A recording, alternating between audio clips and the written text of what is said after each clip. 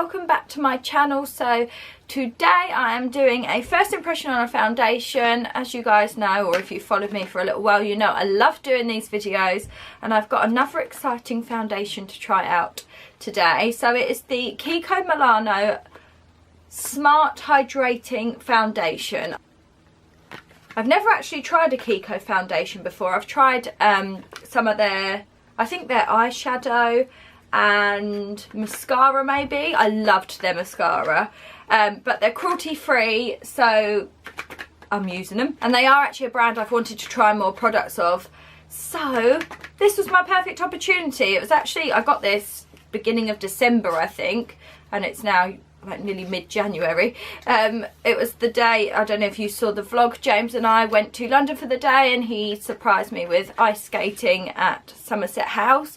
We were on our way back from there and we got back to Covent Garden tube station. There's a Kiko shop there, so I was really excited and wanted to have a quick look, and I actually picked up a lipstick and this, so I was very excited. This it was really cheap. I can't remember what it was. Let's see. It was £5.90. How good? So I hope it's good, because that's an absolute bargain. And one of my other foundations, which is the one I use pretty much every day, that's a cheap one as well. So if I can find really good foundations for that sort of price, I'm living for it. I picked up the shade WB30, which I think is like warm beige. I think that translates to. I hope it's an okay colour, because I did find it quite hard to actually match in the store, to be honest. But I kind of went by the tube. It looks like quite a good colour. It's a little bit paler, so I think, oh, warm beige 30, that is what it says. So yeah, I think by the time it's on and stuff, it will look better. It is a 30ml foundation, so it's the standard size. This is the packaging. It's actually quite nice. It's just like a matte squeezy tube and a screw top lid. I'm assuming, I haven't even looked at this. Oh, that's quite a nice little touch. They've got their Kiko logo on the end. It's got just a tinfoil, and so it's a squeezy tube. I don't mind those. I prefer pump foundations just because you get more out of the tube. But, you know, it's not really the end of the world. It's the Smart Hydrating Foundation, so I'm kind of imagining it to be a bit like a tinted moisturiser, but I don't know, so I'm gonna read up on it. So it says on their website, thanks to its ultra liquid, oh hang on, oh, so they've relaunched it. It says Kiko Milano is relaunching its most universal foundation with a moisturising and evening action.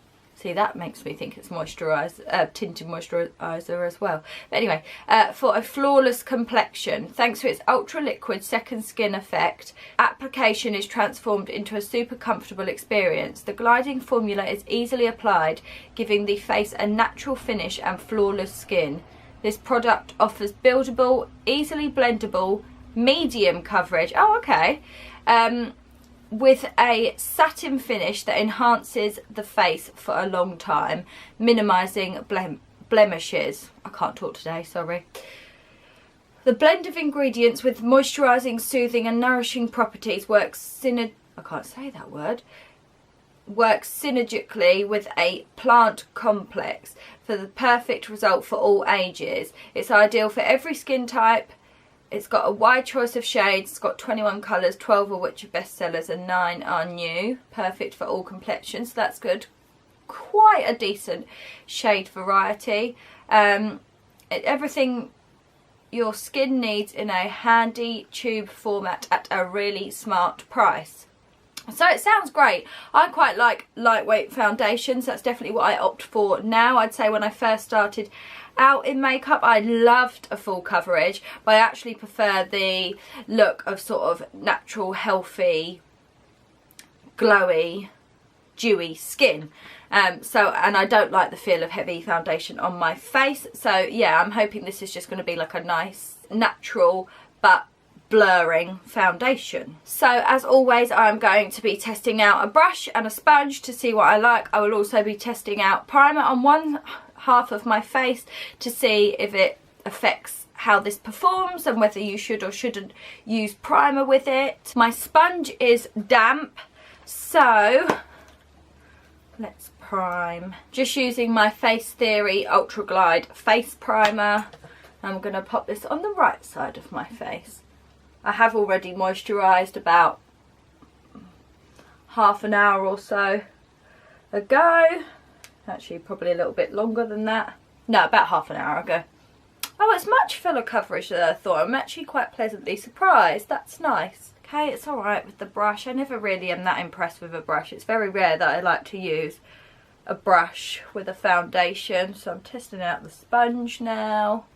Yeah, it looks so much nicer with a sponge. Usually does, to be honest. In my personal opinion, I always prefer, or yeah, tend to always prefer a sponge. So I'm just going to go over the brush area to blend it in. Okay, so straight off the bat, I really didn't expect it to be this full coverage straight away. It's not full coverage, but I meant as high coverage.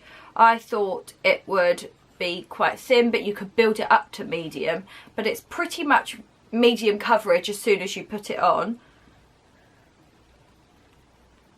Even with the sponge, I see what it means by its skin-like texture as well. It does just look like my skin, really. I will go back in with the brush on the other side.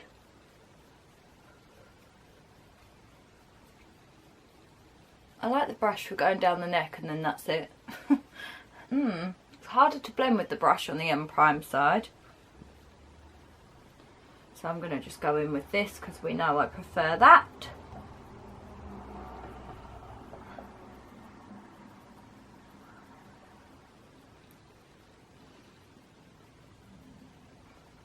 Yeah, with the sponge it's the same on both sides.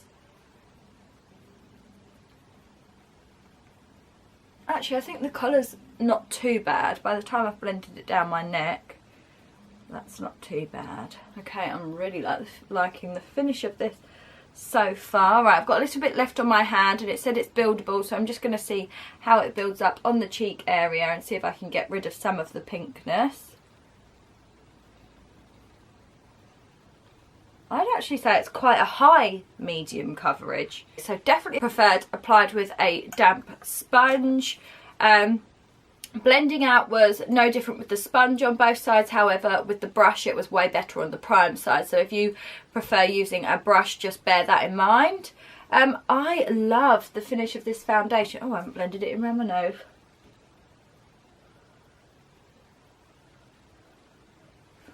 I absolutely love the finish of this foundation.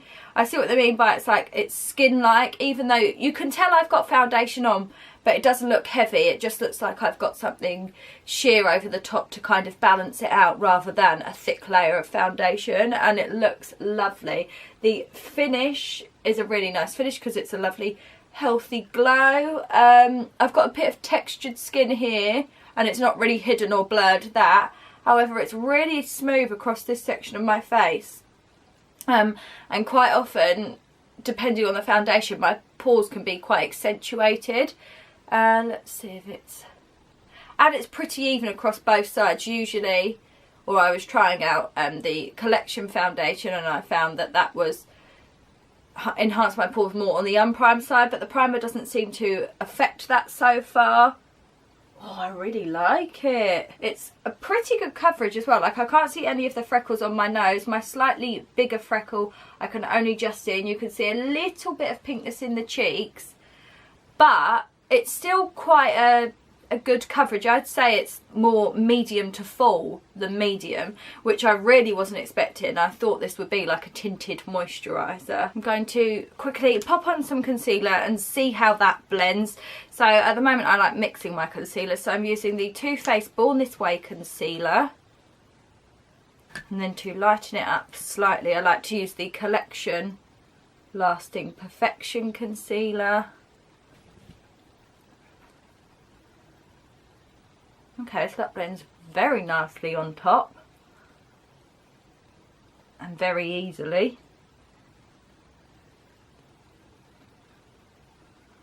Wow.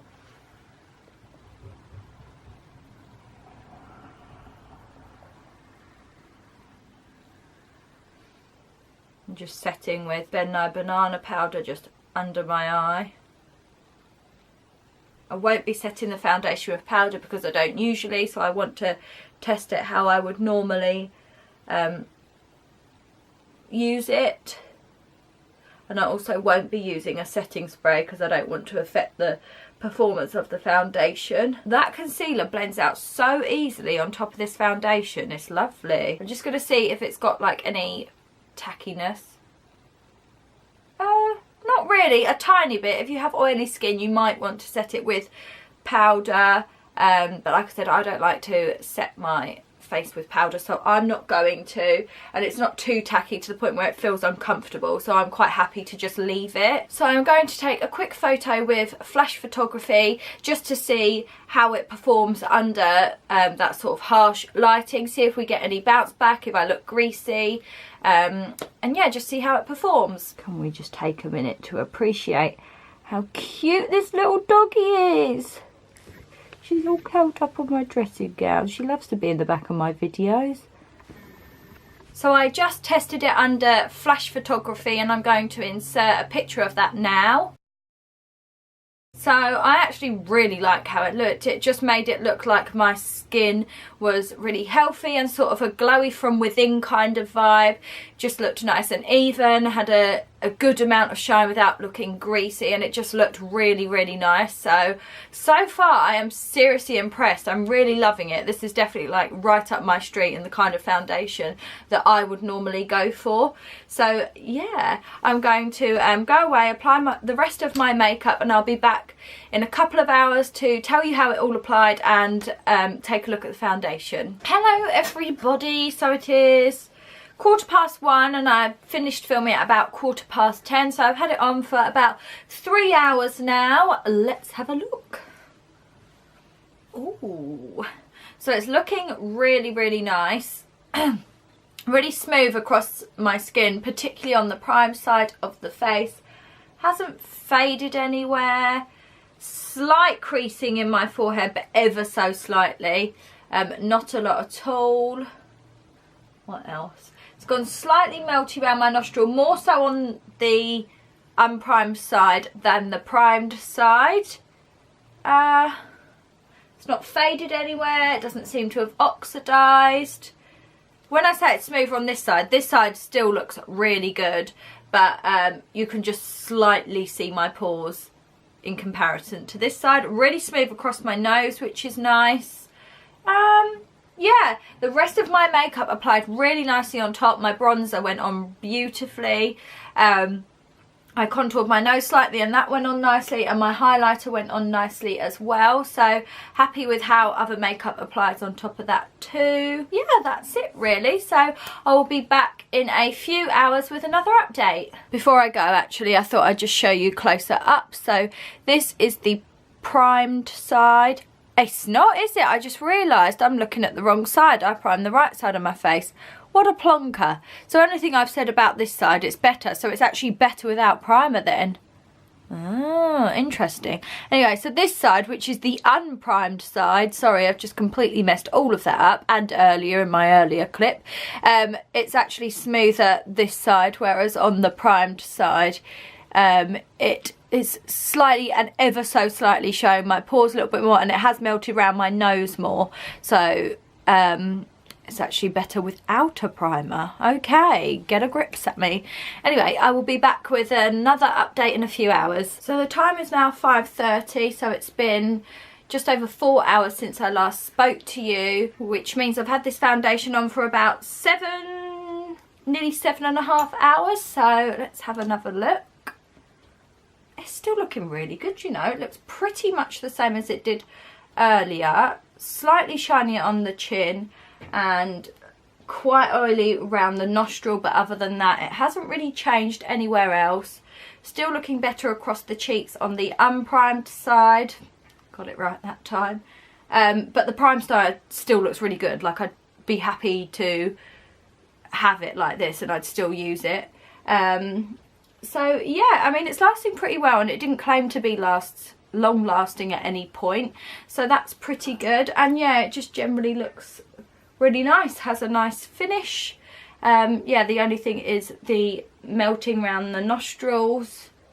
It is doing it slightly on the unprimed side, but just the prime side is a lot more noticeable, and it's not really faded anywhere else. So yeah, that's all I have to report. I'll be back in a few more hours with another update for you. So it is now 9:15, which means I've had this on for 11 hours. Wow, I didn't realise it was that long. Let's have a look. It's literally hardly changed. That's crazy. It's got a little bit more oily just to about here. I don't know if you can see that on the camera. Tiny bit oily here between the brows. My chin is a little bit oily and a little bit above the top lip, but this is like me being really picky. From a distance I just look glowy. I don't look sweaty or greasy. It's just got a little shinier than earlier. Around my nose it's melted quite a lot on the prime side, not so much on the unprimed side, but it has a little, but that's fine. Next time I use it I can just set a bit more powder around my nostrils, and I would also probably use a setting spray because I tend to use that every day anyway, so that might help with the oiliness. But other than that, it looks really good. I am loving this foundation. It hasn't settled any more into the lines in my head, so you know, from a distance you can't really see it. My pores are slightly worse this side, but they still don't look too bad. Again, from a distance you wouldn't really see it, particularly on the unprimed side. So it might be that this works with because it's only here that the primer's affected it. Everywhere else is really nice. So it might be that you can kind of mix primer, so you use a nice hydrating primer and then a slightly mattifying primer across the nose and in the T-section area. If your skin type is similar to mine, I'm kind of normal to dry mostly, but sometimes I get oily in my T-zone, so I guess that makes, well no, I'm not really combination because I don't really get oily, but I don't know. Usually normal to dry. That will do. But yeah, the rest of my makeup on top has lasted really nicely. It hasn't faded anywhere. I even went to my nan's earlier and the dog licked my face and it survived that, so we're doing well. Oh, excuse my lipstick by the way, it's all rubbed off and I can't, there's no point me reapplying because I'm going to go to bed soon. But yeah, really nice. I'd say if you have oily skin you might need to set it with a powder possibly, but try it out because it really hasn't gone that oily, so it may well work for your skin. I'm really impressed with how long it's lasted. I actually can't wait to use it again. I'm probably going to wear this foundation tomorrow and that's when I know it's a good one and that I've really liked it, because I want to use it again. It's also so lightweight, I literally can't feel it on my skin, and I'd say this is probably my favourite foundation currently is the Ordinary Serum Foundation, and I'd say this is, I like almost as much if not just as much. So yeah, I'm really impressed with this. I love it, and if you haven't tried it I would definitely say give it a go. I've not really heard many people mention this one. There's not been like much hype about it, so I feel like it's massively underrated. So try it out, see if it works for you, and if you like it, or if you don't, let me know in the comments down below, because everyone's got different skin types, so you know, you might help someone else if you've got oily skin or really dry skin and it didn't work for you. So yeah, I hope this was helpful and you enjoyed the video. If you did, don't forget to give it a thumbs up, subscribe if you haven't already, and I will see you in my next one.